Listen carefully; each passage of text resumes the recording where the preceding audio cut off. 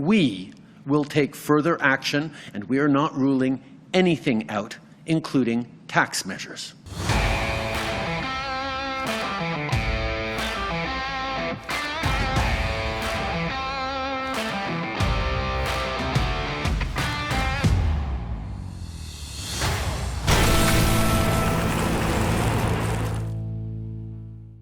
Welcome back to Northern Perspective, everyone. I'm Cypher. And I'm Fox.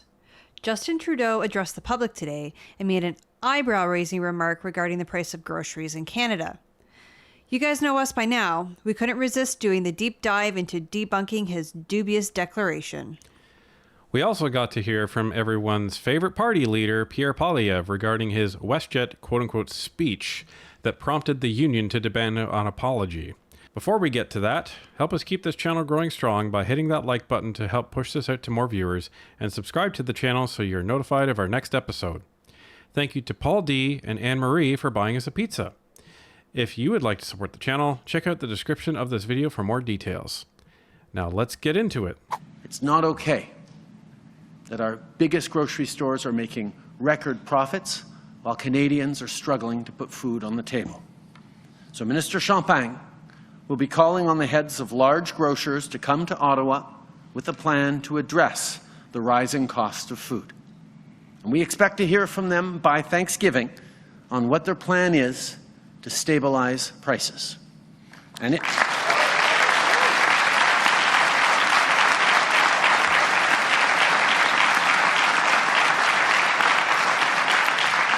let me be very clear.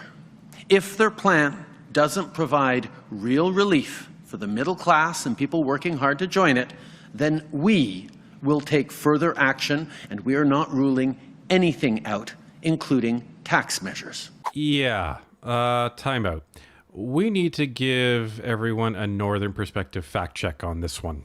As you know, we have no affinity for anyone profiting off the suffering of Canadians, be it Facebook, Google, or even the grocery conglomerates. But we deal in facts here, so what are they really talking about?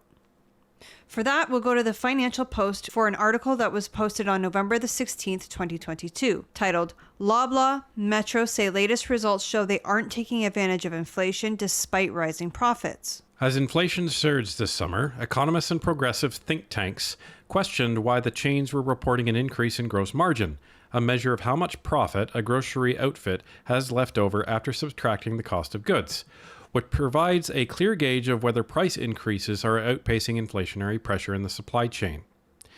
Stephen Salterio, a Queen's University accounting and auditing expert who has studied the grocery sector, looked at 5 years' worth of public financial data released by Loblaw, Sobeys' parent Empire Corporation Limited, and Metro. In August, he found all three had improved their gross and operating margins in the past year compared with their 5-year averages. Loblaw had the lowest margin improvement, up more than 130 basis points, or 1.3% in that period. Loblaw has insisted that the margin growth isn't coming from the food aisles of its stores, but from the fact that sales are increasing in categories that have higher margins to begin with, such as beauty. Loblaw owns the Shoppers Drug Mart chain and benefited from an uptick in sales of cosmetics and fragrances as pandemic restrictions subsided and people went back to offices and social gatherings. In the latest quarter, Loblaw President Galen Weston said the drugstores got another bump, this time from an autumn surge in infections of COVID-19, as well as the flu and respiratory syncytial virus, or RSV. That brought, quote, more customers to our pharmacies, leading to all-time highs in the sale of cough and cold medicines, end quote, Weston said. Galen Weston, CEO of Loblaws. You might remember him from the circus that Jagmeet tried to create in Parliament. He was there for about an hour and a half, but he only needed to speak for a few minutes to explain food sales. Expected as it may sound, grocery chains operate with extremely small profit margins, which means we have minimal influence on inflation. On a customer's $25 grocery basket, we earn just $1 in profit. That means even if the industry had zero profits, a $25 grocery bill would still cost $24. So the claim that Canadian grocers can correct food price inflation is simply wrong. Third, for those who say grocers are profiteering, the math just doesn't add up. Since inflation took off 18 months ago, the cost of that $25 grocery basket has increased just under $4. During that same period, the grocer's profit increased by 15 cents. In other words, food prices have increased 25 times faster than profits. And at Loblaw, none of those profits came from higher food margins. 25 times faster than profit. Couldn't have anything to do with the carbon tax. Couldn't have anything to do with the extra spending that Trudeau was doing to drive up interest rates and drive up inflation, would it? Couldn't have anything to do with all that extra money that they printed for CERB payments and business loans and all that fun stuff. Absolutely. So that's what they're talking about here. So food, what they've done is they've increased the price as inflation increased. Why did they do that? To maintain their margin. So they make the same amount of money for whatever you buy. Okay? So that's what we're talking about here. And that's where Trudeau gets fact-checked. But we're not done. Trudeau and Singh are trying to say that the grocery stores and those chains, they're making record profits. And they would be right. So where is this profit coming from?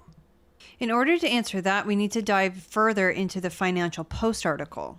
When Loblaw acquired Shoppers Drug Mart, the chain had an annual revenue of $10.78 billion, 39% gross margins, and $881 million, or 8.2% margin, in operating income. In 2022, Shoppers had $16.09 billion in revenue. So while the company doesn't break out the drug retail segment's gross margin or operating income, it's fair to say Shoppers has maintained its gross and operating margins over the past 9 years, if not increasing them. Based on an 8.2% operating margin, its operating income in 2022 was approximately $1.42 billion, or 44% of the retail segment's overall operating income. So, drug retail generated 29% of the retail segment's $55.49 billion in revenue in 2022, but 44% of its operating income, while food retail generated 56% of the operating income from 71% of the revenue. Okay, so that's a lot of numbers. So let's see if we can break that down and simplify things. Think of it this way. If we look at this in just simple numbers, and we say that 29% of the revenue in 2022 came from drug and cosmetic sales, which equates to $44. That leaves 71% of the revenue in retail, equating to $56. Still with me? In order to meaningfully compare the two, let's see what the revenue would have been if drug and cosmetic sales accounted for the 71% of revenue like food did. This would translate drug and cosmetic sales equating to over $107, or almost twice as much as food revenue.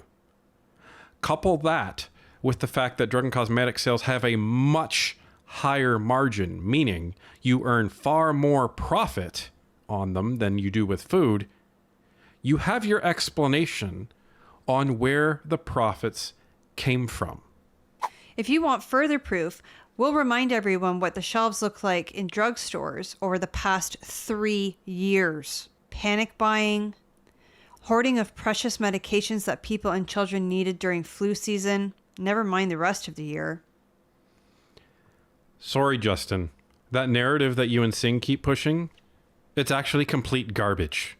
And we will call you out on your bullshit every time because Canadians are sick of your lying and deserve to know the truth. If they can't get it from you or the media, they'll get it from us.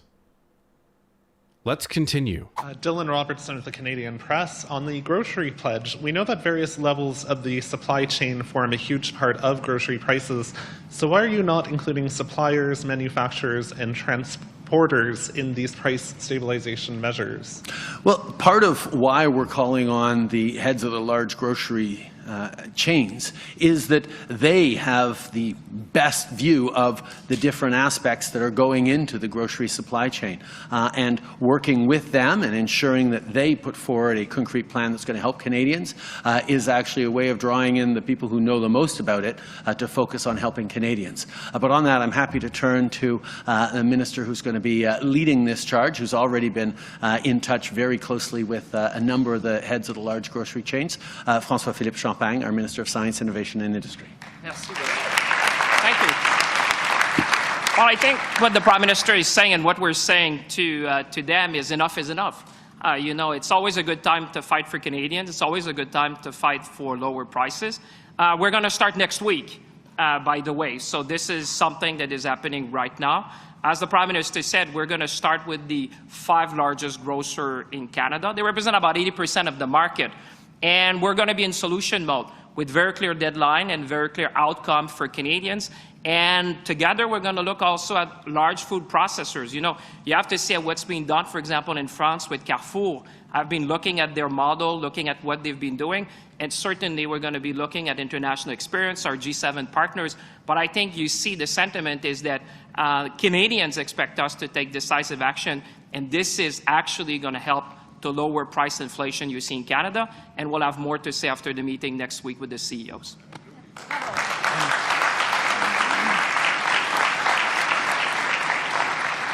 Follow-up, Dylan? Sure, the clapping really cuts into the time. Does the grocery pledge only... Seriously. Very nice, Dylan. If I ever meet Dylan, I'm going to shake his hand. That was brilliant. Really cuts into the time. No, seriously. You're eating my time. The reporters only get a certain amount of time to ask questions. So the longer Trudeau and his, caucus back there clap, the less time they get. So, Well, and these guys are all, patting each other on the back. yeah, look what a great job we're doing. But this is just ridiculous. You're going to say, oh, well, even though we're causing this problem all over Canada by throwing carbon taxes on everything and increasing them year over year and printing all of this money that caused all of the money in the market to be devalued, which means everything costs more, so inflation is our fault and interest rates are going up. We're going to make this everybody else's problem. And the way we're going to solve that is you have to figure out how to operate with lower margins on food, which haven't changed, as we've just proven. And then, if they don't do that, you're going to put a tax on the grocery stores, which inevitably will just raise the price of food again, which inevitably gets passed on to the consumer, which raises the price of food for everybody, which makes the problem worse. Because Harper was right. Justin Trudeau has no idea what he's talking about when it comes to anything even remotely related to economics. He needs to stay away from money. We heard some reporters say the other day, they're great at photo ops when it actually comes to delivering, they're not great. Well, yeah, no kidding. Look at this crap. You say, look everybody, we're going to fix this. We're going to stand up to grocery stores by taxing them, which inevitably means you're going to pay more for food. And we're going to start next week. And the stupid part is, it's not even the food that is giving these stores the profit. It's the drugs and cosmetics. Yeah, seriously, have you looked at the price of a tube of mascara? It's like $15 now. Used to buy it for less than 10. It's crazy. I used to work in retail a long time ago. Batteries. Batteries have a 94% markup. Okay? So let's say a pack of batteries cost $1 to you. It only costs the store to buy them 6 cents. So they make 94% profit on a pack of batteries. That's just batteries. Never mind this other stuff. Think about that. So they are putting taxes on something that the margin hasn't changed. So they're penalizing the entire grocery outfit on the wrong product section. The dollar figure is going to rise when the price of groceries rise. But as we heard Galen Weston say, the price rises 25 times faster than the profit rises. It's all a numbers game. And Jagmeet and Trudeau are trying to confuse the average Canadian and tell them it's the grocery store's fault. When meanwhile, it's this crazy carbon tax and all these other inflationary measures that Justin Trudeau has put in place. And I think he fully intends for the grocery stores to do nothing and just to add another tax. Why? Because that's more revenue for the government. Oh, and it makes him look like the savior. Look at me. I'm fighting big bad grocery stores for you guys, even though I'm the one that caused the problem. Right. So this is all just another tax grab from you, the consumer, from the Liberal and NDP government. And it's absolutely disgusting that he would even talk about this. It is just insane. Lastly, Pierre was asked at a press conference today if he would apologize for making his speech on his WestJet flight the other day. Here's what he had to say about that. Do you have any response or reaction or comment on the your speech on the WestJet flight? That's kind of with the union now saying that they would like an apology and they were kind of forced into it, kind of thing. I think that the union should apologize for trying to silence freedom of speech. The crew invited me to give a speech, and they did that multiple times. And I think it was because people who work on airplanes, people who work in restaurants, people who work building things, love my message of bringing home powerful paychecks that buy affordable food, gas, and homes in safe neighborhoods. And look, I have to say, people on the plane were just delighted with my common sense remarks to axe the carbon tax, bring affordable homes, and restore the common sense Canada that we know and love. I really like what he did there. He didn't make it about politics. He made it about freedom of speech. And then he kind of did make it about politics in the fact that most unions will recommend that their members vote NDP because for some reason they think that NDP are the party of the working people. And as we've seen in the last few years, they are definitely not the party of the working people. They like to think that they are, but they aren't. So he kind of put it back on the union, that he is exercising his freedom of speech and that they shouldn't be trying to suppress that. And then he's also reminding them that he's for the working people, the people who work on airplanes and in restaurants, and the Conservative Party is the right choice if you want to get your paycheck. So there we have it, folks. We have Justin Trudeau gaslighting the entire country about where grocery profits come from. He wants to put in a new tax, and Pierre was chastised for giving a conservative speech on a conservative charter plane with conservative delegates from the Conservative Convention. We're living in Looney Town now, folks. Buckle up.